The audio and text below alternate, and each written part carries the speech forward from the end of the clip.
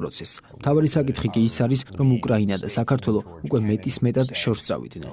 ეს ქვეყნები რუსეთის უშუალო საზღვრებთან მდებარეობს. ეს არის კონტაქტი, სადაც ბირთვული სტაბილურობის ჩარჩო სრულად იშლება. აშიში რუსეთის საზღვრებზე რაკეტებს ათავსებს.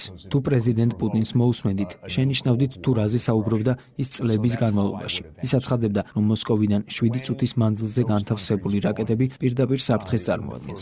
როგორ მოიქცეოდა აშიში? აშიში არა მარტო შეშინდებოდა, არამედ შეშინდა კიდეც, როდესაც მსგავსი რამ დასავლეთ ნახევარსფეროში მოხდა. ეს გახლდათ კუბის რაკეტების კრიზისი. ეს არის კუბის კრიზისის საპირისპირო სიტუაცია, მაგრამ მაშინ ნიკიტა ხრუშოვმა არ განაცხადა, რომ ვარშავის პაქტს ღია კარის პოლიტიკა ჰქონდა და რომ მათ შეეძლოთ, სადაც უნდათ იქ შესულიყვნენ. მან და კენედიმ ომი თავიდან აიცილეს.